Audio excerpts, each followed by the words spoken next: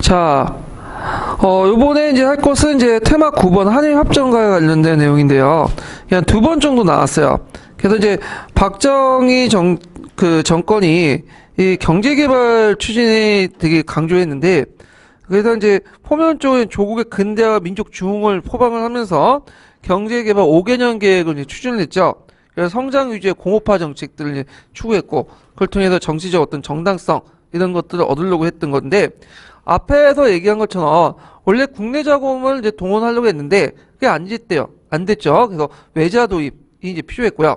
그다음 두 번째로는 미국의 그 한일 국군화 정상화 주선, 미국의 지역 통합 전략 이거 있는데 미국의 요청도 있어요. 그래서 그 당시 미국하고 한국하고 일본하고 일종의 삼각 그 연맹, 동맹을 이제 결성하려고 했죠. 그래서 중국과 소련을 막기 위해서 그 당시 한미일 삼각 공동 안보 체제를 형성하려고 했다.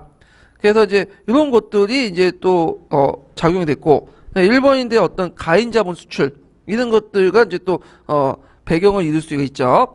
자, 협상 과정을 보면 이게 상당히 민감한 부분이잖아요. 그래서 일본이 지금 뭐 전후 그 일제 시대 때 어떤 사과도 없이 국교를 재개한다는 자체가 되게 민감한 부분이기 때문에 비공개로 진행이 했어요. 그래서 그 당시 김종필이 이제 일본에 가가지고 오이마하고 이제 뭐냐면 협상을 했죠. 그래서 그 오이미가 너네들이 원하는 것이 뭐냐 메모도 작성해달라니까 그때 이제 김종필이 그것을 작성을 해서 그때 이제 여러 이제 의견을 이제 나누게 되고 그때 주요 논의가 뭐냐 돈이야 돈. 얼마나 받아낼 것인가. 그래갖고 이제 나중에 이제 어느 정도 합의를 본 다음에 공개를 하고 그 다음에 국회에서 이제 비준을 받게 된 거죠. 물론 그 과정에서 반발이 되게 많았어요. 학생들이 이제 반발했죠. 고대 학생들 중심으로 해갖고 6.3 시위가 일어나고 그 다음에 야당 위원이 전원 불참을 하는 그 문제점이 있었지만 강행을 해갖고 이제 한일 기본조약하고 그 여러 가지 부속 조약들을 뭐냐면 통과시켰죠. 그래서 근데 이 원본 내용이 지금도 동기가 안 돼요. 원본 없고 지금 우리가 알고 있는 것은 그냥 요약본 있죠. 그런 내용들만 이제 알고 있는데 자 그래서 이제 원본이 최근에 공개됐네요. 제가 말을 잘못했어요. 원본이 최근에 공개됐고 중요한 건 아닌데 그 당시에 요약본만 공개를 하고 있었어요. 그래서 그 한일 양국 사이의 상호 관계를 규정한 기본 조약 있고 그리고 그 외에도 어업에 관한 협정이 있고 제1국부 법정지휘와 관련된 내용이 있고 그다음 한일 재산 및 청구권 관련된 내용이 있고 뭐 한일 문화재와 문화협력 등 부속 조항으로 이루어졌다 이렇게 보시면 되겠죠. 자 거기에 이제 그 보면 여기 좀 눈여겨볼 게 뭐냐면 제1국부 법적지휘와 관련된 부분이거든요. 요거는 이제 일제 시대 때 많은 사람이 일본에 가 있었죠. 그래서 이제 강복 후에 일본에 있는 조선인들이 많이 귀국을 했는데 상당수가 또 일본에 그대로 살았어요. 그래서 일본인들 어떻게 할 것이냐. 그래서 종전에 일본 애들은 조선에 살고 있기 때문에 조선족의 호적을 따로 만들었어요, 얘네들이요. 예. 그런데 만약에 이제 한국하고 이제 그때 이제 교섭하는 과정에서 한국 국적을 가지고 싶은 사람은 한국 국적으로 이렇게 하고 한국 국적을 갖고 있지 않은 사람은 계속 뭐가 되는 거야? 조선족이 되는 거야, 조선. 그래서 지금도 일본에서는 조선족이 있어요, 조선족. 예, 조선적. 그러니까 조선적을 가지고 있는 사람이 많아요. 근데 이 조선적을 가지고 있는 사람들은 되게, 조총료 계열이 되게 많거든요. 예, 그리고 한국 국적을 그대로 갖고 있는 사람은 이제 선택한 사람은 민단, 이쪽 연결돼 있고. 근데, 자, 그 다음에 또 문제가 뭐냐면 이제 한일 재산 및 청구권 관련된 부분인데, 일본이 그 우리나라한테 요청을 했어. 우리가 이제 뭐 철도도 만들어주고 도로도 만들어주는데 시설 사용료를 내야 되지 않냐. 우리 이제 배상금을 받아야 되겠다. 보상금을 받아야 되겠다. 이런 식의 이런 거 일본이 돌려달라. 우리가 재산을 뺏긴 것을 그 대가 달라니까 말도 안 되는 소리죠. 거절을 했고 그래가지고 이제 오히려 우리가 받아야 된다. 우리가 35년 동안 일제 통치를 받았으니까 보상금을 받아야 된다. 얘기를 했거든요. 배상금이죠. 피해 배상금을 받아야 된다고 했는데 일본 애들이 그거 받아주겠어요? 피해 배상금을 줄 경우에는 뭐가 된 거야? 자기가 35년 동안 불법 점령을 했다는 걸 인정해 주는 거잖아요. 그래서 이제 옥신각신해서 어떤 식으로 하냐면 독립 축하금을 주겠다 이런 식으로 이제 결론이 난 거야.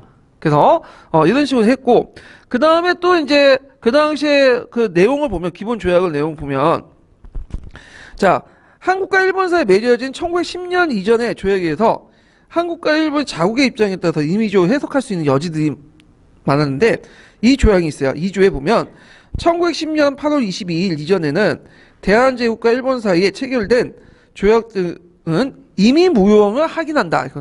이거면 이 조약인데 이걸 가지고 일본하고 한국하고 다르게 해석해요. 자, 여기 잘 보면 1910년도 8월 22일은 뭐예요, 이건? 한일 병탄 조약이 맺어진 날이죠. 29일은 옥새가 찍어진 날이고, 예. 그러면 병탄 조약 맺어진 이전에 대한제국과 일본 사이의 조약은 이미 무효하니까 이게 잘 생각하면 일본이 우리 입장을 받아들인 것 같은데 그게 아니야. 그래서 보면 자 여기 보면 이제 보면 자 우리는 어떻게 이제 해석을 하냐면 이게 8월 22일이잖아요. 네, 그러면 이게 한일 병탁 날이에요. 그러면 그 전에 것을 무효하죠. 요거 포함해서 무효시키잖아. 그러면 여기에 기반해서 뭐 을사조약이나 뭐 기후각서 이런 조약도 있죠. 한일 병탁 조약이나 이걸 다 무효하면 어떻게 돼?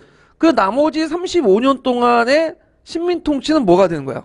이거는 요 조약이 무효니까 이거는 불법의 합법이에요. 불법이잖아. 요게가 원래 조약 자체가 성립이 안 되는 거 아니에요. 이해되시겠어요? 그러니까 한일 병탁 조약부터 해서 을사조약 이런 것들이 다 무효야. 무효야. 이거는 법에 맞지 않게 무효다. 그 때문에 그 이후에 이 조약에 입각해서 만들어진 35년 동안의 통치 기간 또한 무효고 당연히 이거는 불법 지배가 되는 거죠. 우리 측의 해석이에요. 예. 그래서 우리는 이미 무효 중에 무효를 되게 강조해요. 무효를. 근데 일본에서는 이 무효에다가 뭘 집어넣으려고 해? 이미자를 집어넣으려고 해. 이미 무효다라는 거야. 요 이미자를 되게 강조해요. 자, 이미 무효라고 해석하면 어떤 식으로 나오냐면 자, 여기 이제 1945년에 우리가 강복했죠. 그 다음에 1948년에 뭐 어떻게 돼요? 대한민국 정부 수립됐죠. 이렇게 있잖아요. 자, 여기까지는 합법이었어. 일본이 여기가 합법적인 지배야. 그래서 35년 동안에 지배는 물론 도덕적 윤리적으로 볼 때는 문제가 있지만 법적인 문제는 없어. 예, 합법적인 지배였고 근데 1945년에 이제 일본이 패망하고 48년에 대한민국 정부가 수립되잖아요. 그러면서 예전의 법들이 무효가 됐다는 거야. 이미 무효는 무효가 됐는데 이미 이 과정에서 뭐냐면 이미 무효가 됐다. 실효성이 상실됐다는 거야. 실효성이 상실됐다는 의미죠. 그러면 이 35년 동안의 지배는 합법적인 거죠. 그래서 45년, 48년에 이미 한국 정부가 수립되고 일본이 패망됐기 때문에 이미 실효성이 상실됐다. 무효가 되고 35년 통치는 합법이다 이렇게 주장해요. 이게 일본 측의 해석이고요. 우리는 그 무효를 강조해서 이미 8월 22일에서 여기 이전까지 조약은 다 무효이기 때문에 35년 동안 일본의 지배는 무효다. 이런 식으로 해서 불법을 강조하죠. 그래서 요런 그 미묘한 차이를 놔두게 됐다는 거죠. 그래서 이제 했는데 그래서 일본은 이제 돈을 줄 때 그 배상금을 주는 게 아니죠. 뭘 준 거예요?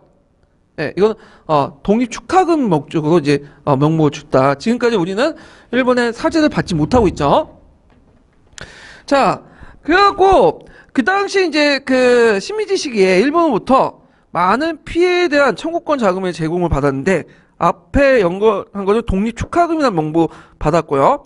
그때 이제 자동으로 국가 간에 받았기 때문에 개인 간에 받은 것은 배상 문제가 그 개인 간에 받은 것은 자연스럽게 뭐냐면 국가한테 이제 하도록 하게 돼 있어요. 그래서 한국 정부에서 받았기 때문에 일제 시기 때 여러 가지 뭐 그 일본에서 착취당하고 그런 것들은 일본 정부에 하지 말고 누구한테 하라는 거야. 한국 정부에 해라. 그래서 지금 이것 때문에 문제가 많은 거죠. 위안부 문제라든지 배상금이라든지 뭐 강제 뭐냐면 동원이라든지 이런 것들에도 일본 정부 책임이 없다는 거야. 이미 누가 한일 협상을 통해서 이미 그 책임을 누구한테 더 넘겨건져 한국 정부에 갔다. 한국 정부에 돈 달라고 하라. 이런 식의 이제 얘기를 하고 있는 거죠. 자, 그래서 이제 이때 이렇게 이제 그 일본이 이제 뭐냐면 사죄도 안 하고 사죄도 못 받고 그 당시 뭐 차관을 얻는 것에 굴욕적인 해답이다 해갖고 고대를 중심으로 해갖고 육삼항쟁, 육삼 시위가 일어나죠. 그리고 이제 그 당시 그 야당들이 민중당을 결성하고, 그러니까 이제 박정희 정권에서 위수령을 선포하고 막 시위를 진압하고. 근데 이 위수령이라는 것은 뭐냐면 그 군사 시설이나 중요 시설들을 보호할 수 있는 형이에요. 그래갖고 이제 거기를 통해서 이제 보호를 하면 경찰력을 동원해가지고 그 하는데, 계엄령 같은 경우에는 국회 뭐냐면 승인을 받아야 되잖아. 사후 승인을 받아야 되죠. 그래서 근데 위수령 같은 경우에는 그 뭐냐면 그 대통령 영으로서 할 수 있어요. 중요한 시설만 보호하고 부대를 동원해서 했기 때문에. 그래서 그 박정희 시기 때는 계엄령을 잘 선포하지 않고 위수령을 선포했거든요. 왜냐면 그냥 대통령 명령으로만 이제 할 수 있기 때문에 그런 건데. 자, 하여튼 그 육삼항쟁이 일어나고 이제 분위기가 안 좋으니까 지금도 그렇지만, 그러면 뭐예요? 또 방공 그 뭐냐면 공안 사건을 만들잖아요. 그래서 그때 만들어진 공안 사건이 뭐냐면 제1차 인민혁명당 사건이야. 제1차 인혁당 사건이죠. 1차 인혁당 사건. 그래갖고 이 1차 인혁당 사건은 뭐냐면 인민혁명당이라는 북한의 노선에 따른 단체가 북한의 지정을 받고 그 당시 각계 각층의 인사들을 포섭했다. 그러면서 이제 일종의 그 조작 사건, 공안 사건을 이제 만들었죠. 그래갖고 이것을 당시에 이제 공안부 검사들이 수사를 맡았는데, 이 검찰도 보니까 너무 무리하거든. 이게 말도 안 되는 소리고. 그래갖고 이제 그때 그 공안부 일선 검사들하고 그 위에 상층 검사장하고 싸움이 일어나요. 예, 그때. 그리고 결국에는 뭐냐면 재판에 들어갔는데 실제로 5명을 잡고 다 무죄로 석방이 된 거야.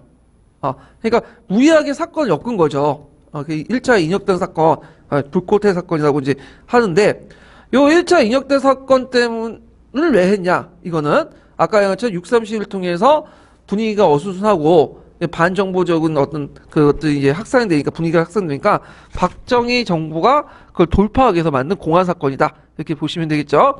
이거 나중에 또 무슨 사건이 나죠? 제2차 인혁당 사건이 나죠. 인민혁명당 사건. 이거 예전에 인혁당 사건을 다시 끄집어내. 그때 관련 단체들. 그래서 인혁당이라는 조직이 있고, 이 민청학령이라는 조직이 뭐냐면 인혁당에 지시받고 뭐냐면 국가를 정복하려고 한다. 그래서 제2차 인혁당 사건을 일으키고, 이때 인혁당 사건 때문에 많은 사람이 또 뭐냐면 사형을 받게 되는데, 사형을 받자마자 뭐 48시간을 뭐야 사형 집행됐죠. 그래서 사법살인이 하면서 이렇게 했는데, 그래서 최근 몇 년 전에 그 제2차 인혁당 사건이 그게 뭐냐면 재심이 다시 해가지고 무죄라고 선고가 됐어요. 예. 근데 박근혜는 계속 이게 뭐냐면 합법적이라고 얘기를 하고 앉아 있는데, 하여튼 그런 것도 있었다. 그래서 예전에 제1차 인혁당 사건이 관련된 부분이 나왔거든요. 그래서 1차 인혁당 사건 관련된 내용이 밑에 있으니까 한번 읽어보세요. 그래서 이제 요 육삼항쟁은 어쩌든 이제 그 한일협정을 이제 하여튼 통과했는데, 그 한일협정 성격을 보면 일본의 과거 식민지 통치에 반성이 없었고, 그래서 일본의 어떤 과거 지배에 합리화시켰죠. 아까 아침에 해석해서 우리 정부는 무효로 강조했지만 일본은 뭐야? 이미 무효야. 예전까지는 합법화됐는데 1945년, 48년 거치면서 이미 이런 조약들이 실효성으로 상실됐기 때문에 이제 이미 무효됐다. 그렇지만 35년까지는, 그러니까 지배는 합법이다. 이렇게 주장을 하는 거죠. 예. 자, 그 다음에 이제 협정 내용 일본은 이걸 거의 수용하여 주권국가에서 위신이 산실됐고, 그 아까 결정적인 게 뭐냐, 독립축하금, 이런 것들이 이제 문제죠. 원래 독립축하금이 아니라 뭘 받아야 돼요? 배상금이라고 하죠. 배상금. 예, 보상이란 말도 아니에요. 보상은 합법적으로 받는 거고, 잠깐 보상을 합법적인 했는데 그 피해를 보고 가는 거고, 배상은 불법적으로 일을 했는데 피해를 입었다 하면 배상금을 받아야 되는데 독립축하금을 이렇게 받았다라는 거죠. 그런데 이제 일단은 어떤 명목을 받든 간에 그 당시 이제 무상으로 받은 것도 있고 유상으로 이제 받은 것도 있는데, 그 돈을 가지고 뭘 냈어요? 경제개발을 했어. 예. 그래서 이제 아까 얘기한 것처럼 민간 그 재벌들 이용해갖고 민간 자본 끌어들이고, 그 다음에 국가 차원에서는 그 한일협상을 통해서 청구권 자금 끌어들이고, 그 다음에 또 그 베트남 전쟁에 참여해서 외화 끌어들이고, 이걸 바탕으로 해서 경제 개발에 종잣돈을 마련한 거죠. 예, 이런 것들 좀 기억을 해두시고, 또 한 가지 더 추가하자면 독일이나 이런 데 인력 수출을 했죠. 예. 그래갖고 이제 간호사나 강부들 이렇게 파견됐잖아요. 그래서 그걸 또 끌어들이고 그래갖고 했다. 이렇게 좀 보시면 되고요. 자, 그 다음에 176페이지 펴보세요. 형성평가 문제 풀어볼게요.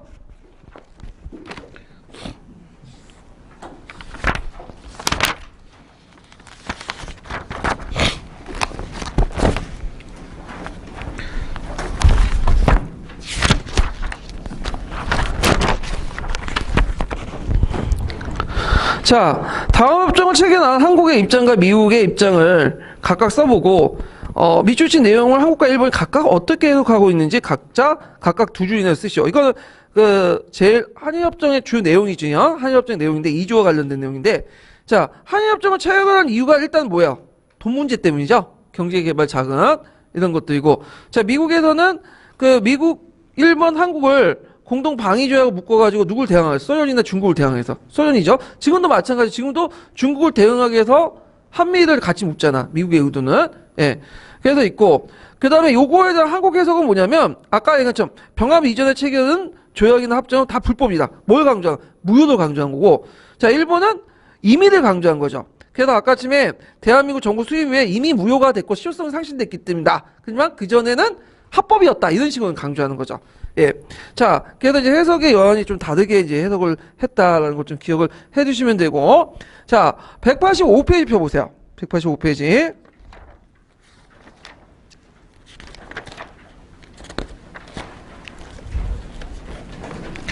185페이지인가? 잠깐만, 이게 몇 분 문제야? 40번 문제인가? 40번 문제죠.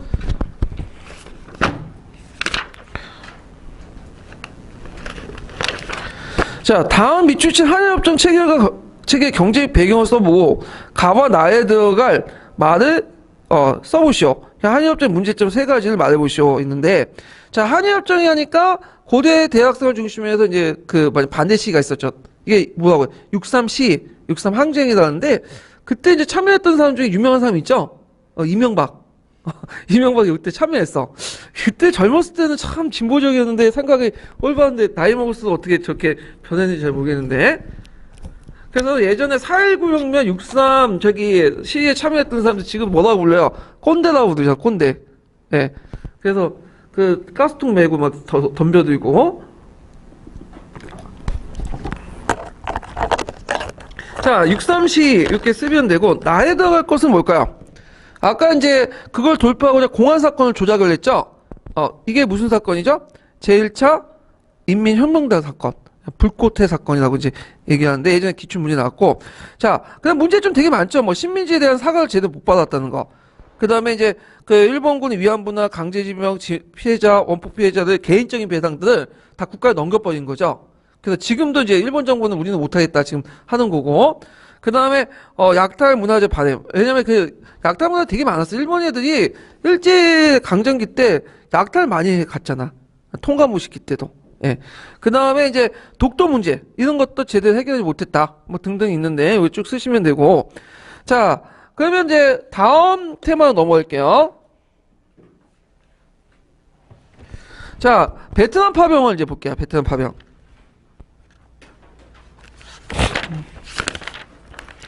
자, 베트남 파병은 이제 1965년에서 1973년까지인데 경제 부흥의 한 원동력이 됐죠. 그래서 이제 베트남 파병의 이제 대내적인 배경을 보면 일단 한국 군장비 형대화. 그래서 이제 한국의 신규 차군 지원, 전쟁 과정에서 발생한 건설, 용역 이런 것들을 통해서 이제 돈을 받아들이고 했죠. 그래서 이제 미국이 처음에 이 베트남 파견을 원했던 사람 박정희예요. 박정희가 이제 미국에 이제 얘기했는데 그때 이제 그냥 요구한 건 아니고 좀 밀당을 했지. 그래서 박정희가 원하지만 아닌 것처럼 행사했어요. 근데 그 당시에는 미국이 오히려 더 원한 거야. 처음에 이제 시도를 했지만 미국이 더 원했기 때문에 밀당을 했고 이게 좀 복잡한데 그 당시에 미국은 베트남 전쟁에 참여했는데 그때 미국이 베트남 전쟁에 참여한 목적이 뭐예요? 공상생활 막겠다는 거죠. 근데 이제 다른 국가들 미국을 지지했던 친미 국가들, 유럽에 있는 국가들은 참여 안 했어. 왜냐면 이거 드러운 전쟁이다. 그거 왜 참여하냐? 독재 정권을 도와주는 거다. 참여 안 했거든요. 그러니까 미국이 단독으로 참여하는 거야. 그럼 명분이 좀 떨어지지. 남의 나라 내전에 미국이 혼자 참여하니까. 그러니까 미국의 입장을 때 여러 나라들이 다국적군을 구성해갖고 세계 그 정의를 신화하는 차원에서 참여하는 좀 약간 모양새를 꾸미고 싶어요. 근데 이제 유럽 국가들이 참여 안 하니까 좀 동남아시아 국가나 한국 같은 나라들 있죠. 그걸 이제 참여시켜갖고 그런 모습 다국적군을 만들려고 했는데 그 중에 주요 파트너가 누구냐면 한국이죠. 한국. 그래서 박정희 정권도 그 기밀을 알고 접근해서 이제 시도를 했지만 처음부터 뭐 다 주는 것처럼 얘기하진 않았고 처음에 어떻게 이제 말을 했냐면 시민군을 파견하겠다. 이렇게 말한 거예요. 그러니까 미국이 말도 안 돼. 시민군이 뭐냐? 예비군이다. 지금 왜냐면 박정희 정권에서는 예비군들 그 당시 실업자도 많았잖아요. 그러니까 이 사람들 끌어와갖고 파견시켜주겠다. 그러니까 안 된다. 현직 군인들 파견해다. 그러니까 이제 또 자신의 협상력을 높이기 위해서 그 차지철 같은 거 애들 시켜갖고 반대하고 그 다음에 간제 데모하고 왜냐하면 파견 반대한다. 그러니까 몸값을 어느 정도 올려가지고 우리 국민들이 이렇게 반대가 심하다. 요걸 반대가 심하니까 뭔가 더 줘야지 설득할 수 있다 해갖고 받아낸 것이 뭐냐면 브라운 각서죠. 여기 내용이. 그래가지고 거기 보면 일단 추가 파견에 대한 비용은 미국 정부가 부담한다. 그래서 이제 거기에 파견되어 있는 국군 장병들의 월급을 누가 준다는 거예요? 미국 정부가 준다는. 그래서 그것도 달러로 주면 달러를 받고 한국 정부에서는 이걸 뭘로 주는 거야? 원화로 이렇게 주는 거죠. 그러면 일단 달러는 비축할 수 있죠. 자, 그 다음에 한국 군의 육군 17개 사단과 해병대 1개 사단 장비를 현대한다. 그 당시에는 우리나라가 국가가 뭐냐면 재정이 별로 없었기 때문에 그 군사 장비나 이런 비용들 다 누가 대준 거예요? 상당수가 미군으로 받은 거예요. 예, 그래서 미군이 그렇게 해갖고 그 당시 기계화 부대 사단들 많이 만들었어. 탱크를 많이 받아가지고. 그래서 그때 원조 물자로 받은 그 탱크들 비행기들 지금도 거의 있는지 없는지 아마 좀 있을 거야. 지금 거의 노후 장비해갖고 이제 폐기 처분될 건데 하여튼 이런 것도 있고 그다음 베트남의 이제 경기 뭐 특수 있죠. 그걸 노려가지고 이제 여러 가지 건설 물자라든지 이런 것들을 같이 이제 참여시켜준다. 그래서 이 브라운 각서를 통해서 많은 것을 얻어냈고 이걸 통해서 월남 특수를 이제 누리게 되죠. 월남 특수를.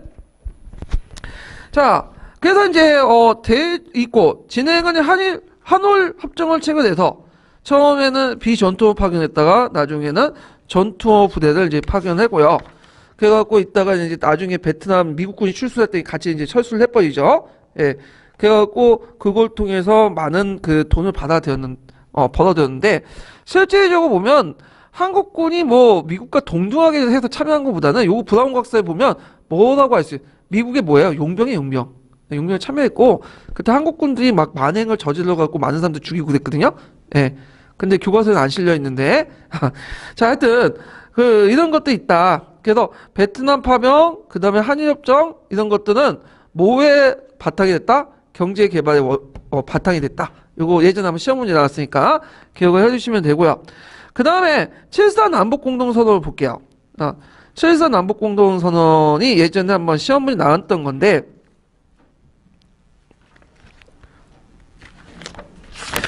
그래서 이제 그 7.4 남북공동선언 외에도 뭐 예전에 통일정책들에 대해서 주구장창 되게 내용 많아요. 근데 통일정책 관련된 부분은 솔직히 역사학에서 다른 부분이지만 그 부분이 실제 그 편제에서 고등학교 편제에서 어디로 돼 있냐 윤리 과목에 많아. 그래서 윤리 시험에서 많이 나올 수 있는데 역사에서는 좀 나오기가 좀 그래요. 그래서 지금까지 나온 것이 이제 7.4 남북공동선언 대표적인 것들 나오겠는데 자, 이 7.4 남북공동선언은 1972년에 했죠. 그래서 배경을 이제 보면요. 일단 1970년대 들어와서 미국과 소련의 하해 기운. 그래서 그다음 동서 진영의 어떤 평화공정 분위기 대탕트가 있었죠. 그러다 보니까 이제 남한은 예전부터 미국의 지원을 받았죠. 많이 여러 가지 지원을 받는데 왜 지원을 받겠어요? 소련이나 북한 같은 공상 세력을 막기 위해서 냉전체에서 지원을 받는데 그 명분이 없어진 거야. 그러면서 미국의 지원이 상대적으로 약하대. 그 닉슨 독트린도 발표하고 뭐 베트남 철수하고 그리고 미군이 이제 그 한국군에 지원했던 여러 것들을 철수 안 주고 그다음에 군대도 철수해보고 일부가 그러니까 이제 나름대로 위기의식을 느낀 그 당시 이제 박정희 정권 이걸 돌파하려고 했죠. 마찬가지로 북한도 마찬가지야. 북한도 소련의 지원을 많이 받았잖아요. 근데 70년대 들어서 이 소련의 지원이 이제 끊겨져. 소련 관계도 나빠지고. 그러니까 이걸 좀 돌파하려고 했고 둘의 이해관계가 맞아떨어져 가지고 이제 공포를 한 거죠. 그래서 이제 박정희가 평화통일 구상을 반포하고 북한에 무력행사 포기를 요구하면서 남북한의 체제 경쟁을 하자 이제 그 60년대 그 70년대 초반에 넘어와서 이제 그 얘기를 하거든요. 예전까지는 그 이승만 정권 때 공식적인 그 통일 정책은 뭐예요? 공식적인 통일 정책은 유엔에서 뭐 선거를 하자. 하지만 실질 통일 정책은 뭐죠? 북진 통일이죠.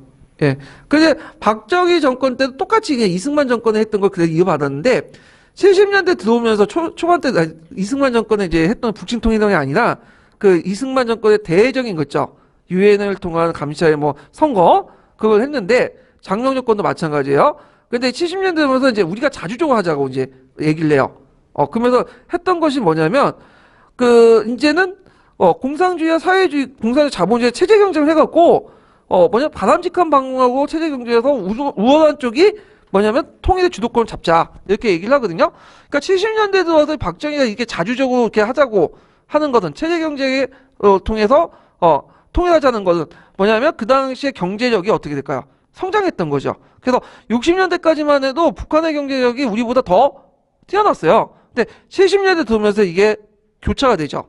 그러면서 우리도 이제 나름대로 체제에 대한 자신감을 갖고 이런 것들을 이제 주장을 하기 시작하고 자, 하여튼 이런 것들과 연결시켜 좀 보시면 되고 자, 공동성명 과정을 이제 보면요.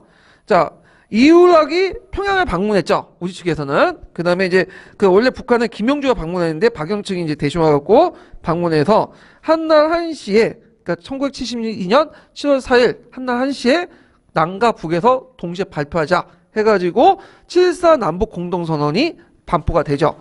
그래서 그 내용을 보면 그 내용 꼭 외워두세요. 자, 외세에 의존하거나 외세에 간섭 없이 자주적 평화적 통일하자. 자주 통일. 그 다음에 사상과 이념, 제도의 차이를 초래한 민족 대단결. 그래서 자주, 평화, 민족 대단결. 이 세 가지 키워드죠. 그거 꼭 외워두셔야 돼요. 자, 그래서 평화 3원칙을 제시했고, 그 다음에 실행기구로서 뭘 설치했죠? 예전에 나왔는데 남북조절위원회죠. 그래서 이제 통일문제 협의에 관한 공식 대화기구로서 그 당시 그 남북조절위원회를 설치했다. 그래서 그걸 통해서 7.4 남북공동선언의 합의를 추진하고 남북관계를 개선, 발전시켜 통일 목적을 해결 목적으로 설치한 남북 간의 공식 기구가 협의기구가 남북조절위원회예요. 근데 결과적으로 성공했어요, 실패했어요? 실패했죠. 예. 그래서 이제 그 남북 간에 이제 그 후에도 세 차례 이제 거쳐 회담을 했지만 이게 제대로 안 됐어. 결국은 파탄이 됐는데 그래서 이제 이 남북한 당국이 이걸 했던 게 뭐냐면 실제로 통일하려고 하는 것보다는 이걸 정치적으로 이용하려고 했던 거죠. 그래서 이게 예전에 시험 문제 나왔어요. 자, 남한은 이걸 통해서 유신독재를 합리화시키죠. 통일을 하기 위해서는 우리가 빨리 강력한 대통령을 위해서 위기를 뭐냐면 극복해야 된다. 네, 그 국난 위기를 극복해야 된다. 이렇게 이제 주장을 한 거고 북한에는 이걸 계기 위해서 사회주의 헌법을 반포해요. 그러니까 북한은 그 당시에 자신의 사회주의과도 헌법을 명시하지 않았어요. 그런데 이제 사회주의 헌법을 만들고 국가 주석제를 설치해. 그 국가 주석제를 누가 하는 거예요? 김일성이 하는 거죠. 그래서 이 헌법 개정을 통해 사회주의 체제를 강화시키고 김일성 유일 체제를 명확히 했죠. 그리고 주체 사상을 헌법에 최초 규범화시켜. 그래서 이제 이런 것들이 있다. 그래서 양쪽에서 독재 정권을 이용하는데 뭐냐면 이용했다는 거죠. 그게 예전에 07년 기출문제 나왔으니까 좀 이렇게 봐두시고요. 자, 그러면 관련된 그 형사평가 부분을 볼게요. 자, 182페이지 펴보세요.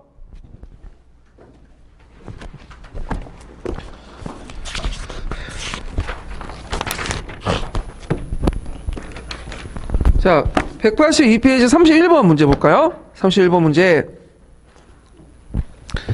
자, 다음은 한국의 베트남 참전에 대한 대가에 관련된 각서이다. 자, 이 각서의 명칭을 써보고 이 각서에서 미국이 한국에 제공한 두 가지를 말해보시오. 자, 이거 무슨 각서예요? 브라운 각서 내용이죠. 그래서 이제 한국군의 장비가 형대화되고 한국군의 장비가 한국 기업이 베트남 건설 사업에 참여할 수 있고 베트남 특수가 이루어졌다. 그리고 여기는 안 나와있지만 그 당시 그 한국군의 그 뭐냐면 월급은 누가 제공한 거야? 우리나라 정부가 제공한 게 아니라 미국에서 제공한 거죠. 미국에서.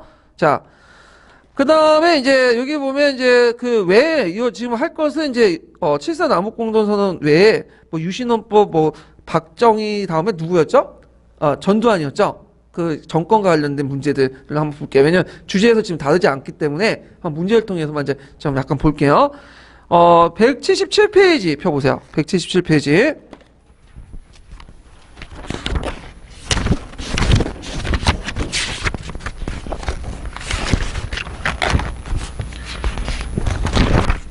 자, 177페이지 14번 문제 볼게요. 14번. 15번 문제 풀어볼 텐데, 자, 보면, 보자. 예. 자, 다음 미추홀주의 헌법이 공포된 대의적 배경을 두 가지 서술해보고, 이 헌법의 주요 내용을 세 가지 말해보시오. 그리고 이 헌법에 대통령 선출하는 방식을 한 줄 이내에 서술해보시오. 있거든요. 자, 1972년 10월, 박정희 정부는 전국에 비상계엄을 선포한 다음에 국가 안보와 경제의 성장을 명분으로 대통령의 막강한 권한을 부여한 유신헌법을 통과시켰죠. 자, 그러면 이제 유신헌법의 그 대외적 배경을 이제 보면요. 일단은 이 시기 세계적 확산 냉전이 완화되고 박정희에 큰 부담이 되었다. 그래서 이제 미국하고 중국하고 관계 개선이 있었죠. 닉슨 대통령 때 핑퐁 회고 같은 것도 있었고, 베트남에서 미군이 철수됐고, 이런 것들이 이제 반공을 명시고 냉전을 매개로 해갖고 정권을 유지했던 박정희 정권에 큰 타격을 주는 거죠. 자, 그 다음에 주요 내용을 보면요. 대통령은 뽑을 때 국회의원 3분의 1 이상을 대통령이 이제 뽑을 때 대통령이 국회의원 3분의 1을 임명할 수 있어. 3분의 1. 그러니까 이제 개헌 저지선을 뭐냐면 확보하는 거죠. 공화당의 3분의 1. 그 다음에 이게 대통령이 직접 임명한 국회의원 3분의 1. 이걸 유정회라고 따로 있거든요. 유정회 3분의 1. 예. 그래갖고 3분의 1을 확보하기 때문에 개헌을 할 수 없는 구조야. 야당이 3분의 1 하고. 그래서 이런 것들 이제 있고요. 그 다음에 긴급조치하고 초헌법적 권한을 갖게 되었다. 예. 그래서 이 긴급조치는 어떤 거냐면 대통령령이에요. 대통령. 그래서 대통령령에서 이 대통령령이 법률보다 더 위에 있는 거야. 이게 말이 안 되는 거죠. 왜냐면 법의 위계관계를 볼 때 제일 높은 게 뭐예요? 법률이고 법이고, 그 다음에 법률에 입각해서 뭘 만들 수 있죠? 법령을 만들죠. 그래서 우리가 알고 있는 대통령령이니 뭐 내무부령이니 교육부령이니 이런 것들 만들잖아요. 그 다음에 규범이나 이런 조례나 이런 것들 이제 법이 이게 그 순서가 있잖아요. 위계관계가. 근데 대통령령이 긴급조치가 헌법이나 그 법률에 더 위에 있는 거예요. 근데 이제 이 긴급조치는 경제 위기나 뭐 천연자 그 재해나 아니면 국가 진짜 위기할 때 그 필요시만 선택을 할 수 있는데, 실제 박정희 정권 때 그냥 막 했어. 그래서 긴급조치 1호에서 9호까지 이렇게 선포를 했죠. 예. 그래서 1호와 9호인데 그 내용들 보면 다 독재 권력을 강화시키고 상대당을 탄압하기 위해서 이렇게 공황정국을 조성하게 긴급조치를 내린 거죠. 그 다음에 대통령이가 6년을 넣었고 연임 횟수가 제한이 없었다. 이 말은 뭐예요? 예? 6년 하고 계속 해먹을 수 있다는 거야. 죽을 때까지. 그래서 이제 선출 방법은 예전엔 직선제였죠. 직선제. 삼선까지는 이제 박정희 삼선까지는 직선제였는데, 이제 직선제 가지고는 대통령 못 돼. 왜냐면 그 마지막 대통령 선거 때 누가 싸웠냐면 김대중하고 싸웠어. 김대중. 근데 김대중하고 싸울 때 김대중 간신히 이겼거든요. 그것도 1% 2% 차이로. 그러니까 이제 다음에 직선제를 해가지고는 자기가 대통령 될 수 없다고 생각하니까 뭘로 바꾼 거야? 간선제로 바꿔버린 거야. 그래서 통일주체 국민회에서 간선제 방식으로 해갖고 이렇게 했다. 그래서 사실상 1인 영구 집권이 가능하게 만들었다. 이렇게 보시면 되겠죠. 자, 그 다음에 이제 그 15번 문제를 볼게요. 15번. 자, 유신헌법 아래에서 다음 조치를 취할 수 있는 경우를 말해보고 실제로 언제 내렸는지 말해보시오. 그 밑줄치 유언비가 무엇인지 말해보시오. 자, 이거는 긴급조치와 관련된 긴급조치 9호. 긴급조치 9호는 100미조의 100미예요. 이게. 그래갖고 이거는 유신헌법이 좋다 나쁘다 자체도 거론을 아예 못하는 거야. 찬양에도 잡혀가. 그러니까 거론을 못하는 거. 그러니까 유신헌법의 개정 뭐 비판하는 건 당연한 거고, 유신헌법이 좋다 뭐 유신헌법이 뭐 어쩌다 이런 것도 안 되는 거야. 그래가지고 이렇게 이제 그 내용인데, 긴급조치와 관련된 건데, 원래는 긴급조치는 이제 그 헌법조치 내용을 이제 보면 그 유신헌법의 부정, 반대, 왜곡, 비방, 개정, 및 폐기를 주장 행위할 경우, 했는데 실제적으로 이제 뭐냐면 유신 독재를 반대하는 민주화 운동을 이제 할 경우 이제 있는 것들이죠. 그래서 요 내용도 있는데 이건 약간 제가 원했던 그것은 아닌데 그 헌법에 규정된 내용은 유신 그 긴급 조치를 할 때는 천재지변이나 경제 위기에 있을 때만 하는 거고요. 실제적으로는 아까 이제 이봉처럼 그 유신 독재 반대하는 민주화 운동 있죠. 이걸 처벌하기 위해서 유신 독재를 반대하는 민주화 운동을 처벌하기 위해서 그 긴급 조치를 해내줬다 이렇게 보시면 되죠. 그래서 실제로 긴급할 때만 해야 되는데 상시화된 거라고 보시면 돼요. 그래서 저는 요거는 답안을 작성하신 분이 좀 약간 제 의도와 다르게 이제 작성한 것 같아요. 자, 그다음에 요게 유언비어는 뭘까요? 유언비어는 유신체제에 대한 비판 내용이죠. 유신체제에 대한 비판.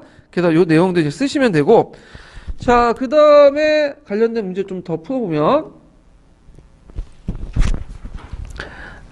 14, 15, 178페이지 펴보세요. 다음 장.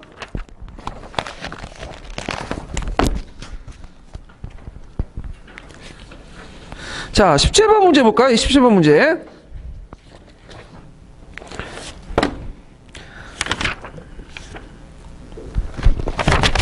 자, 다음 비추진 이외의 경제자금 조달 방식 두 가지를 써보고 박정희 정부가 추진한 경제정책의 핵심을 말해보시오. 그리고 어떤 식으로 경제 성장의 동력을 마련했는지 두 줄 이내에 서술해보시오. 그래서 이제 국내 자본이 미약하기 때문에 빈약하기 때문에 외국의 직접 투자를 조달하겠다. 조달 방식은 이제 차관 도입, 베트남 파병, 그다음 한일 협정을 통한 그 확보한 자금 이런 것도 있고, 그다음에 이제 경제 정책의 핵심은 수출 증대죠. 수출 통해서 이제 뭐냐면 하는 건데, 그래서 수출을 들어가지고 그 수출에서 벌어진 돈을 다시 새로운 사업에 투자하고 이런 식으로 이제 경제를 키우려고 했던 거죠. 예, 그래서 있고 성장 동력 방식은 외국에서 끌어들인 자본과 기술, 그 국내 풍부한 값싼 노동을 결합시켜 제품을 상상하고 이를 해외 수출해서 경제 성장의 동력을 마련하는 방식이었다. 그러니까 수출 제일주의를 내세웠다. 그래서 수출을 원활하기 위해서 종합상사 같은 것들을 만들고 재벌들 편의를 봐주고 그러다 보니까 이 재벌들이 수출을 이제 돈을 벌어들인 걸 가지고 국내 공장을 세우고, 그리고 국내 공장을 세우면 또 뭐냐면 노동자를 고용하고, 그리고 경제가 살고 내수가 살고 이런 것들 이제 흔히 말하는 무슨 효과라고요? 낙소 효과라고 하죠. 그러니까 대기업에서 중심으로 해서 중소기업, 그리고 이걸 통해서 일자리 창출, 그다음 내수 이렇게 성장 이런 식으로 이제 했는데 이 선순환 구조가 최근에 안 이루어지죠. 대기업에서 수출을 하면 그 돈을 가지고 그 일자리 창출하고 투자를 해야 되는데, 투자를 하는데 얘네들이 투자하는 것은 일자리 창출 형식으로 투자하는 게 아니라 이제 자동화시키고, 이거 신식 장비들, 현대화 장비들, 그러니까 장비들을 받아들여갖고 이제 찍어내고 물건 그러니까 투자가 전혀 이루어지지 않는 거야. 예, 그러니까 일자리 창출 전혀 이루어지지 않는 거죠. 자, 뭐 그런 것들 이제 쓰시면 되고, 자, 그 다음에 186페이지 잠깐 펴볼게요.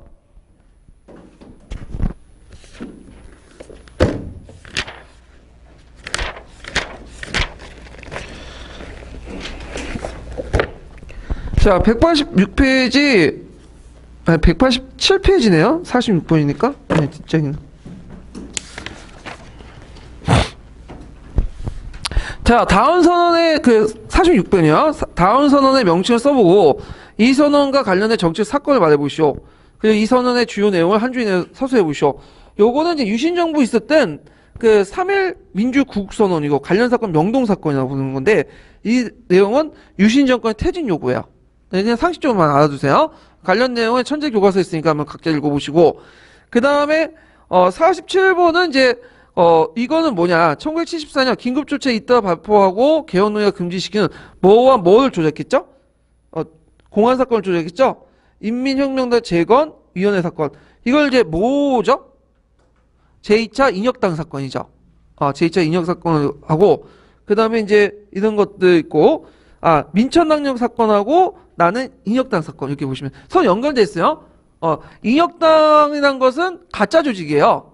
그래서 그 공안 당국이 만든 가짜 조직이고, 북한의 지정을 받았다는 가상의 단체고, 그 인혁당 사건이 예전에 6.37 때 하나 만들었다고 이제 해갖고 제1차 인혁당 사건이고, 그때 관련자들도 또 꼬집어내가지고 인혁당 사건을 조직한 거야. 그래서 인혁당의 지시를 받고 그 밑에 누가 있는 거야?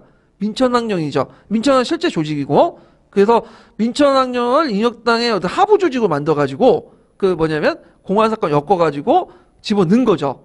예. 그래서 그때 이제 인혁당 관련된 사람들 중에 몇 명은 또 처형시키고 이런 사건들 얘기인데, 요거는 마찬가지로 이제 민주화 운동을 탄압하기 위해 만들기 위해서는 공안 사건이다. 이렇게 이제 보시면 되고요.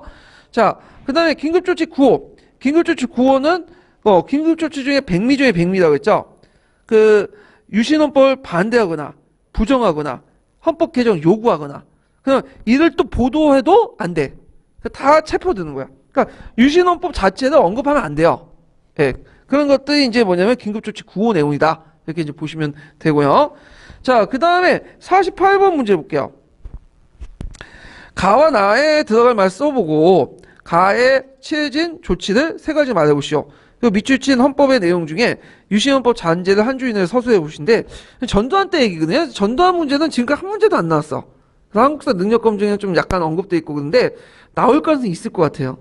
요즘에 하도 이제 5.18 민주화 운동 이렇게 얘기하고 이게 마지노선이 뚫릴 수 있는 거거든요. 그래서 이번에 중국사도 마지노선 뚫렸잖아. 그래서 한번 제가 이제 보는데, 가에 들어가는데 전두환은 대통령 몇 번 해먹었어요? 2번 해먹었죠? 예.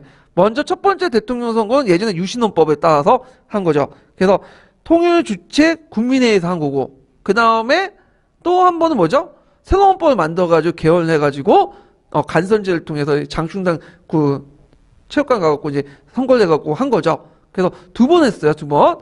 그래서 이제 처음에 통일주체 국민회의 쓰고, 그 다음에 그 신군부가 쿠데타를 일으켰잖아요. 그래서 국가보위 비상대책위원회를 만들었죠. 요거 이제 가에 쓰시면 돼요. 자, 그래서 이제 있고, 거기 이제 정치 조치 내용을 이제 보면, 이제 국가보위 비상대책위원회 정치 조직 내용 보면, 신군부가 민주인사를 정치활동 금지시키고, 뭐 김영삼 뭐 이런 사람들, 김대중 같은 경우에는 이제 뭐 사형시키다가 미국이 이제 압력을 두니까 이제 미국 보내버렸죠. 그 다음에 이제 언론을 강제로 통폐합시키고, 그래갖고 있고, 그 다음에 그때 뭐 동아방송인가? 그 예전에 동아방송이 있었어요. 그것도 이제 KBS 2도 이렇게 통합되고, 지금 뭐 동아방송이 이어받는 JTBC인가? 그게 아마 이렇게 연결될 거야, 아마. 그 다음 비판자 기자와 교수 해직하고, 사회학을 일소한다고 해서 삼천교육당을 이제 설치했죠. 유신헌법 잔재를 보면 비상조치권 있고 국회 해산권 있어요. 그래서 그대로 뒀다. 그래서 헌법을 국민투표로 해서 통과시켰다. 이렇게 보시면 되겠죠. 그리고 이 새로운 헌법을 통해서 또 대통령이 된 거예요. 이렇게 간선제를 통해서. 자, 그래서 이렇게 해서 이제 한번 봤고, 그 외에도 여러 문제도 있어요. 근데 이게 시간 관계상 다 풀어보지 못하고 요 정도만 풀게요. 그래서 관련 내용을 찾아서 각자 풀어보시고, 제가 여기에 다른 거는 언급되지 않은 것은 이제 뭐냐면 중요하지 않아서 언급한 게 아니라 기출에 안 나왔기 때문에 기출 주제. 예, 그러니까 이렇게 보시면 되고, 그 다음에 뒤에 넘어가서 그 미군정 시기의 경제정책 부분을 볼게요. 이것도 이제 12년 기출문에 나왔던 거거든요.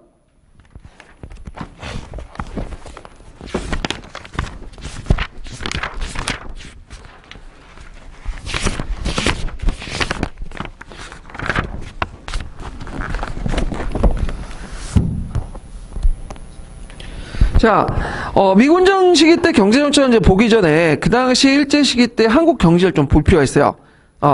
그 민족 자본이 그 당시 미형성됐고 일본 경제에 예속돼 있죠. 그리고 일본은 만주와 한반도와 일본은 서로 연결됐어. 분업화됐죠. 그래서 일본의 철수, 공장 가동이 어려웠다. 그래서 기술과 자본이 일본이 그대로 독점됐고, 그리고 남과 북이 또 산업구조가 달랐죠. 이런 등등 해가지고 그 당시 일본에 철수해갖고 공장을 운영하는 사람도 별로 없었다는 거죠. 특히 북한보다도 남한의 실정이 더 어려웠어.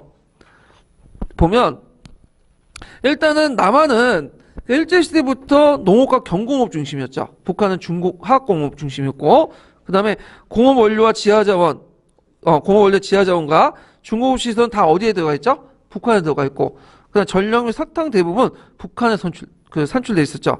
특히 전력 문제가 있었어요. 우리나라 그 남한에 그 자체 그 발전소가 한두 개밖에 없었어요, 그때. 그래가지고 어디에다 이제 끌어들였냐? 북한에서 송전해 줬거든요. 근데 북한이 이제 계속 송전해 주다가 50 단독 선거 한다니까 끊어버린 거야. 그러니까 이렇게 이제 전력 부족 상태가 있었고, 지금은 월등히 많죠.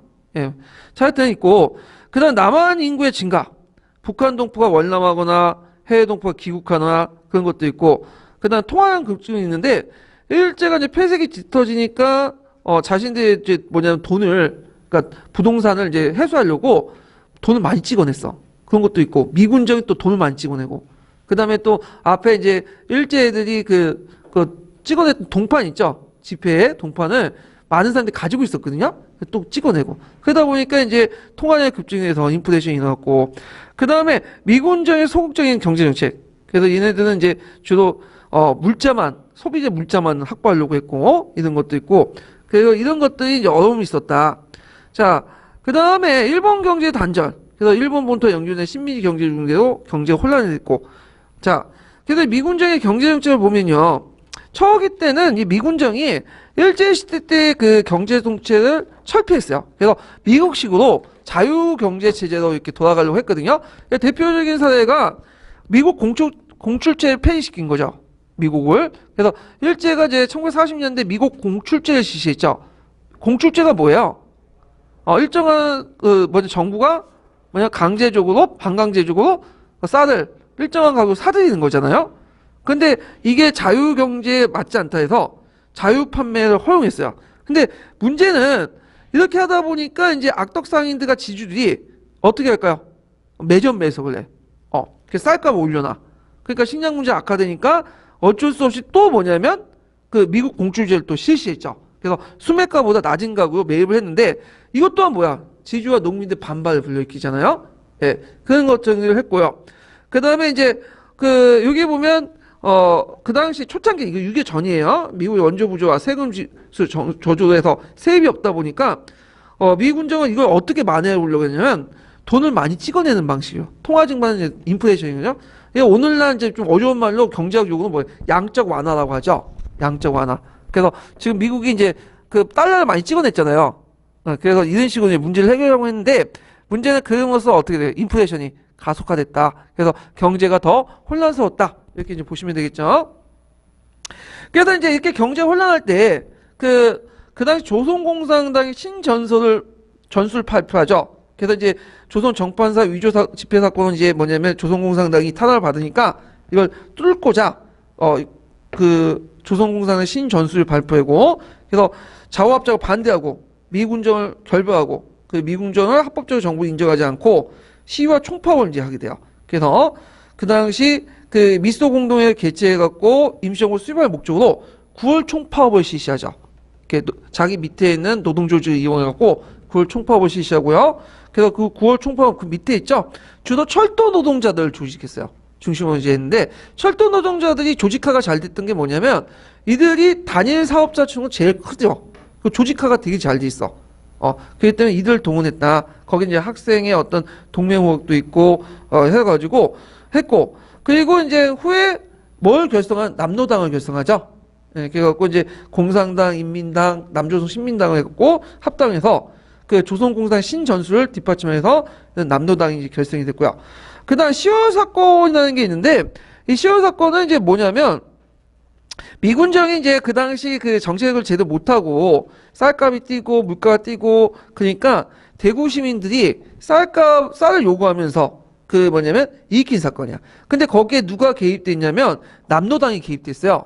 그래갖고 이게 이제 대구뿐만 아니라 경북 지역으로 이제 확산이 됐고 미군정이 이제 이걸 탄압을 하는 과정에서 많은 사람이 또 죽고 그래요. 그래가지고 그때 이 계기도 해갖고 그 남노당 사람들이 이제 권고가 되거든요. 그래서 이 사람들이 또 지하로 잠적하고 그 사람들 또 어디로 많이 갔냐면 군대에 많이 입대했어. 군대에. 그래서 이제 그때 활동했던 10월 사건, 10월 폭동, 대구 10월 폭동에 이제 활동했던 사람 중에 누구가 있냐면 박정희 형이 있어요.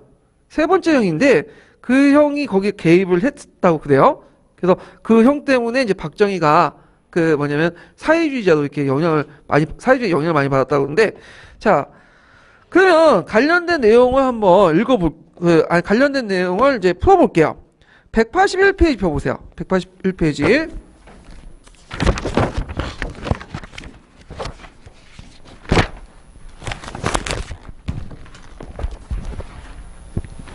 자, 잠깐만, 이거 풀었네 보니까. 그 미군정 관련된 내용은 이제 있는데 신한공사가 있거든요. 그 뒤에 있는 내용인데 그냥 넘어갈게요. 푼 거네. 26번 풀려고 했더니 적어놨네. 자, 토지개혁 관련된 부분을 볼까요? 토지개혁. 자, 토지개혁 관련된 부분은 시험 문제 자주 나오는 부분이죠. 그래서 상당히 중요한 부분인데, 좀 보면, 근데 추우세요? 제가 더위를 많이 타가지고 에어컨 좀 잠깐.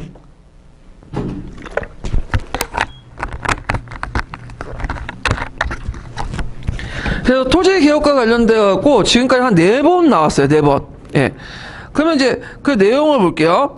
토지개혁은 언제부터 시작했냐면 미군정 때부터 실시했어요. 미군정 때. 그래서 이제 미군정 때 그 토지개혁을 실시했는데 왜 미군정 때 이제 토지개혁을 했냐면 북한 때문이죠. 일단 북한이 1946년 때부터 토지개혁을 했잖아요. 그래서 무상몰수 무상분배를 하니까 이게 이제 자극을 받아갖고 그 남한의 그 농민들이 자극을 받아갖고 북한처럼 하자. 근데 만약에 그걸 안 들어줄 경우는 농촌이 어떻게 돼요? 자익대 세상이 될 수 있고 사회주의까지 확산이 되고. 그래서 어쩔 수 없이 이제 뭐냐면 미군정도 이제 농지개혁을 하게 됐는데, 자, 그러면 여기에서 이제 그 보통 볼 게 신한공사예요. 신한공사는 뭐냐면 미 군정이 세운 특수 목적 회사죠. 아까 이제 설명한 것처럼 강복 이전에 일본이 소유였다가 강복 후에 미군정 소유로 넘어갔던 농지나 주택, 기업 이런 것들을 처분하기 위해서 신한공사를 설립했죠. 그래서 이제 일본의 국고 공유 재산과 일본 사유 재산을 동결하고 접수 관리했던 것이 그 신한공사고요. 대개 이때 그 일본인 기업들, 신한공사 넘어간 일본인 기업들은 이게 대개 보면 그 당시 이제 어떤 사람들에게 주로 넘겨줬냐면 노동자들이 원래 처음에 달라고 했어. 노동자들이 우리가 관리하겠다. 근데 그 사람들한테 안 주고 종종 연고자나 관리인, 임차인 중심을 부과했는데 부과 가격이 시가의 몇 분의 몇, 4분의 1에서 5분의 1 정도 이렇게 해가서 싼값을 했다는 거. 그리고 상환기간도 최고 15년까지. 주로 요때 불화받은 사람들, 기속재산들 적산을 불화받던 사람들이 나중에 뭘로 커가는 거야? 재벌로 가는 거죠.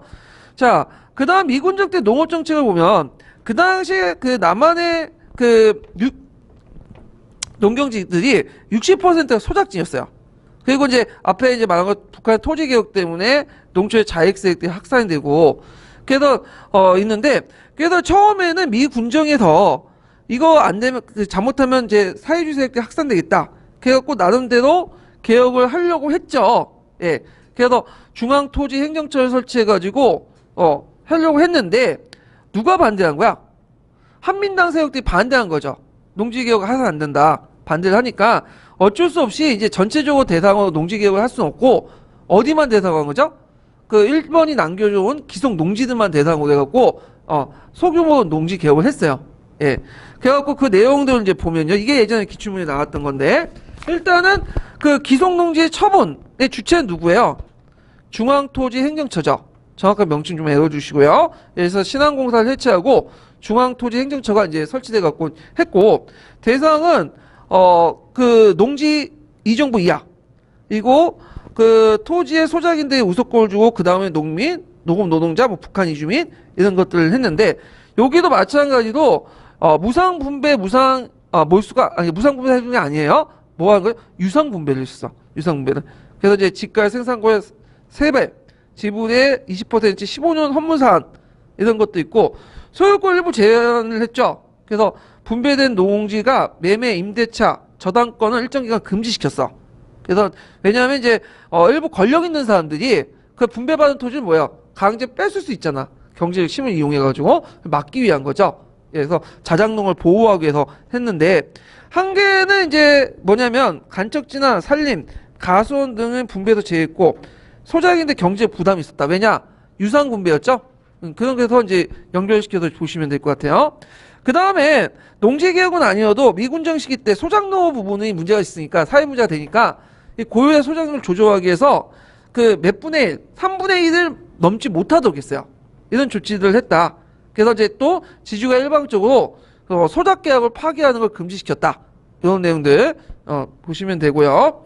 자, 그래서 이제 이런 개혁들을 했지만 그 기속농지를 처분하고 그다음 소작료 결정을 하는 개혁을 했지만 실제로 이 개혁이 근본적인 개혁은 아니었죠. 소극적이었고 그러다 보니까 이제 그 농민들의 어떤 갈등, 소작료 추가 인하와 또 이런 것들 더 인하를 요구하는 농민의 갈등이 계속 불려 있었고 근본적인 이제 그 토지 개혁은 누구한테 넘어갔죠?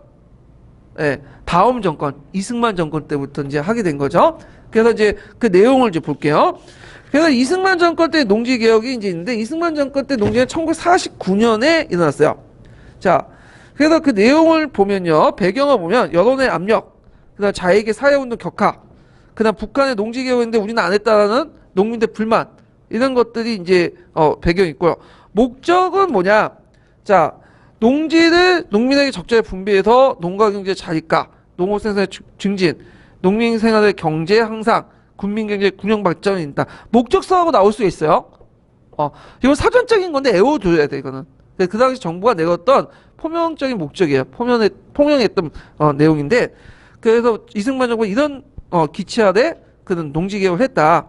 그래갖고 그 내용을 보면 농지개혁법을 이제 제정했죠. 1949년에. 근데 여기에서 이제 문제가 생겼던 게 뭐냐면 정부안하고 국회안이 대입된 거야. 그래서 정부안 같은 경우에 이제 그 뭐냐면 그 농지의 몰수 그러니까 몰수 비용하고 그다음 분배 비용을 똑같이 하지 않은 거야. 내가 예를 들어서 지주부터 100만 원을 가지고 유상 몰수를 했어요. 그러면 분배할 때도 유상 분배를 해주자 100만 원. 그래서 그렇게 내용이고 그에 대해서 국회와는 다른 거죠. 예를 들어 100만 원 주고 내가 유상 몰수를 했어. 분배할 때는 100만 원 주고 분배해 주는 게 아니라 그 75만 원 주고 분배를 해 주는 거야. 유상 그래서 그러면 25만 원의 차이는 누가 보존해 주는 거죠? 국가 재정에서 보존해 주는 거야. 그러니까 유상 몰수, 유상 분배를 하는 건 기본적으로 맞는데 그 분배와 그러니까 몰수와 분배를 할 때 그 비용의 차이가 있느냐 없느냐. 차이가 똑같이 하자는 것은 정부안이죠. 정부안. 그래갖고 이제 근데 이에 차이가 있는 거 이거는 국회안이야. 그래서 정부안은 1.5대. 그래서 보통 그 보상의 평량작의 1.5배, 1.5배도 해자는 거고. 근데 이에 대해서 그 국회안은 1.5배로 이렇게 뭐냐면 그 매입을 해서 1.25배, 평량작 1.25배로 가격으로 분배하자는 거야. 그 나머지 그 0.25배, 0.25는 누가 부담한다? 정부 재정에서 부담한다는 게 그 국회안인데, 그래서 처음에는 국회안이 통과됐어요. 국회안이. 근데 정부가 이걸 시험 안 해. 그냥 배짜안 식으로 나와. 그러니까 이제 다시 개정해서 뭐가 통과됐죠? 정부안이 통과된 거야. 그래서 그 무상 몰수와 무상 분배, 유상 몰수와 유상 분배의 그 가격 차를 동일하게 했다. 이게 예전 시험 문제 나왔던 거죠. 그래서 정부안하고 그 다음에 국회안이 대입됐다. 근데 그것마저도 막 시행하려니까 뭐가 터진 거죠? 전쟁이 터진 거야. 그래서 시행을 제대로 못했다가 1951년에 가서야 전쟁이 어느 정도 이제 잠정되고 이제 어느 정도 마무리되고 나서 51년에 가서야 말 정도에 다시 시행을 하게 되는 거죠. 자, 그런 것들을 좀 기억을 해두시면 되고요. 자, 그래서 그 밑에 다음 장에는 이제 관련된 법 내용이 있고, 그러면 내용을 보면 3정보 이상의 소유한 대지주를 국가가 유상 몰수하고 농민의 유상 분배를 한다. 그래서 편량자의 1.25배를 가격으로 유상 몰수를 하고 그 다음에 분배할 때도 편량자의 1.25배를 분배하는 이렇게 이제 하게 되죠. 근데 이거는 북한의 토지개혁과 관련돼서 좀 비교해 볼 수 있죠. 예전에 한번 시험 문제 나왔으니까. 자, 북한의 토지개혁은 무상 몰수, 무상 분배예요. 그리고 대상을 보면 5정보죠. 5정보. 그래서 중소지주와 친일파. 그럼 여기에서 3정보가 여긴 대지주인데 여기 5정보가 뭐예요? 중소지주죠. 크기가 더 큰데도 불구하고 중소지주죠. 왜 그럴까요? 북한은 인구에 비해서 토지가 뭐예요? 넓죠. 남한은 인구에 비해서 토지가 적잖아. 그러다 보니까 3정보만 가지고 있어도 어떻게 되죠? 대지주가 되는 거고, 북한 같은 경우에는 5정보를 가지고 있어도 중소지주밖에 안 되는 거야. 그래서 이건 감안하셔야 돼요. 예. 그래서 이제 이렇게 했고, 여기에 이제 북한의 토지개혁의 한계 부분 있죠. 요것도 좀 알아두셔야겠죠. 요거는 소유권을 주는 게 아니라 뭐죠? 경작권을 주는 거야. 그러니까 소유권을 안 주기 때문에 매매나 양도나 뭐 저당이나 이런 거 할 수가 없어요. 그게 교과서에서 되게 강조한 거고, 원래는 이 내용이 없었어요. 경제권 관련된 부분이 한계가 없었는데, 그거 이제 개정교과서 만들 때 그때 그 부분을 집어넣으라고 해갖고 보수교육에 집어넣은 거거든요. 네, 하여튼 그 내용들 파악을 해주시면 되고, 자, 분배 순위는 이제 그 소작인, 농업 노동자, 영농 능력 있는 선열 가족, 그 다음에 해외 기관 동포 등등, 머슴을 왜 제외했는지 잘 모르겠는데 하여튼 이런 게 있고, 그 다음 상환 방법 아까 얘기하셨죠. 처음에는 그 위안을 했다가 실제 시즌 정부한 대로 그 보상액하고 상환액을 일치시켰다. 그래서 1.5배, 그 다음에 그 농민 상환액 1.25배가 아니라 이거 곤치세요. 1.5배. 네, 1.5배. 1.5배 곤치고, 잠깐, 곤치 필요 없네. 위안이고, 그 밑에가 정부안이네요. 예. 네, 그래서 곤치 필요 없고, 죄송해요. 1.5배, 1.25배고, 상환기간은 5년. 이렇게 돼 있고요.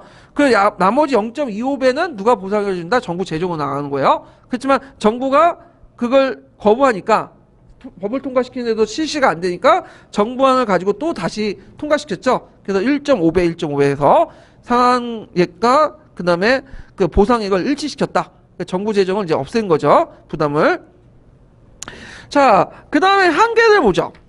3헥타 이상의 지주토지 소작인의 강매를 형성을 했다. 그래서 이미 이제 지주들이 이미 눈치 깐 거야. 그래갖고 이 토지개혁이 하려면 빨리 해야 되잖아.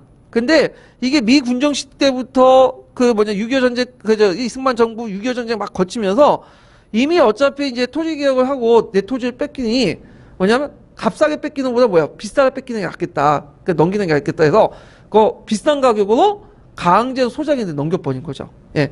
그래갖고 실제로 이제 그 당시에 예전에 기출문제 나왔던 건데 그 토지개혁에서 이제 소작지 처분이 별로 일어나지 않아. 실제 실시할 때 그 이유가 두 가지가 있죠. 이미 뭐죠? 사전에 처분했고, 그냥 두 번째가 뭐예요? 6.25 전쟁 기간 동안 이게 질이 끊었죠. 이런 것들이 이제 들어가는 거죠. 그래서 실제 소작지 분배, 그러니까 경작지 분배가 제대로 이루어지지 않았다. 이렇게 이제 보시면 되고요. 그 다음에 논밭의 땅을 가수원으로 전환해요. 지목을 이제 토지개혁의 대상인 논밭이었거든요. 그러니까 지목을 가수원으로 하면 뭐냐면 토지개혁에서 벗어날 수 있고, 그다음 아까 농지개혁 기간 동안 전쟁에 반발해서 기간이 연장됐다는 거. 그래서 실제로는 1951년 말에 가서야 농지개혁을 했지만 이미 다 처분한 사람은 다 처분돼 있는 거야. 그래서 실제 개혁은 별로 없었다. 이렇게 보시면 되겠죠. 자, 그 다음에 문제는 이 지주계층이 강매를 했잖아. 근데 이 사람들이, 소작인들이 돈이 많은 게 아니죠. 그러니까 이제 그걸 다시 갚아야 되니까 어떻게 해요?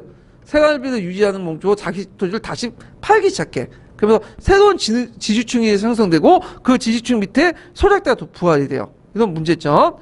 그 다음에 이렇게 자본을, 그러니까 토지를 이게 뭐냐면 이렇게 말하면 세 번째 얘기할게요. 자, 근대적 농민 토지 소유는 농민층 분화와 자본과 차증력 형성된 농업 자본주의를 가져오지 않았다는 거.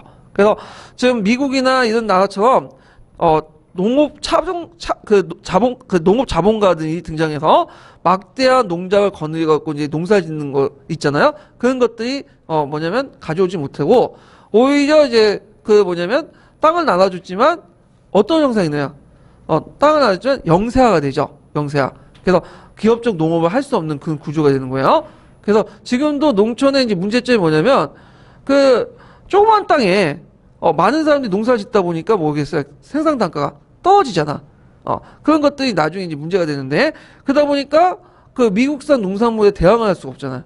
미국 같은 경우에는 넓은 땅에 한두 사람이 막 경쟁을 하죠. 그래갖고 이제 많은 이익을 창출하잖아요. 근데 우리나라는 그게 안 된다는 거죠. 자, 의뢰다 보면 사회 지배계급으로 존재했던 지주가 사라졌다. 그래갖고 이제 상당수 농민들이 자신의 토지를 가지고 직접 농사를 짓게 되고, 그리고 반봉건적 지주주 토지 소유가 폐지됐다. 이때 반봉건이라는 건 뭘까요? 반반자죠. 봉건적 토지 소유가 잔존하고 있었잖아요. 이런 것들이 폐지됐다. 그래서 근대적 농민적 토지 소유가 확립했다. 이렇게 있고요. 두 번째로는 그 토지 자본이 상업 자본에서 산업 자본으로 전환될 수 있는 기회를 가졌고 국가의 독점적 성격을 강화하는 자본주의체에 편입됐다. 이게 무슨 말이냐? 자, 이때 이제 그 국가가 토지를 매입을 할 때 그때 당시에 돈을 직접 준 게 아니에요. 뭘 줬죠? 지가증권을 줬어. 증권을. 그러니까 이 지가증권이라는 거는 지금 당장 유가증권이죠. 돈이 되는 게 아니죠. 일정한 기간이 주면 국가에서 상환해 주겠다는 거예요. 근데 이걸 가지고 있어봤자 이거 뭐야? 종이 조각이야 지금 당장. 그러니까 이걸 채권 시장에 갖다 팔아. 그러면 갖다 팔 때 비싼 가격을 갖다 팔까요? 싼 가격을 갖다 팔까요? 싼 가격을 갖다 판 거야. 근데 그 지가 채권을 받은 사람이 나중에 뭐냐면 그것을 정부가 이제 돈을 줄 때 그걸 주고 돈을 보상금을 받는 거잖아요. 근데 그걸 사들인 사람들이 어떤 사람들이냐면 상업자본가들이 사들였어. 그러니까 이제 농민들, 지주들이 갖다 판 것을 지가증권을 상인들이 사들인 거죠. 그러니까 그 지주들이 산업자본으로 변신하진 않았어. 산업자본가로 변신하지 않지만 종전 상업자본들이 뭘 인수한 거죠? 농업자본을 인수한 거죠. 그래서 이거를 이제 산업 발달에 이용했던 거죠. 이렇게 이제 연결시켜서 보시면 돼요. 자, 그 다음에 농지 수요를 둘러싼 발생했던 소작인과 지주 사이의 소작쟁이를 불식시키고 사회경제적 안정을 기여했고, 그 다음에 농업소득과 농지 소유의 형편의 원리에 따라 재분배에 기여했다. 뭐 있는데 좋은 말인 것 같아요. 그냥 의의는 그냥 한두 개 좀 외워두시고 한 개도 한두 개 외워주시고 그렇게 하시면 되고요. 자, 176페이지 펴 보세요. 176페이지.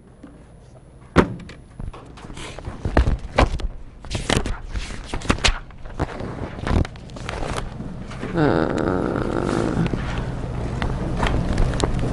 10번 문제 풀었나요? 네, 안 풀었죠?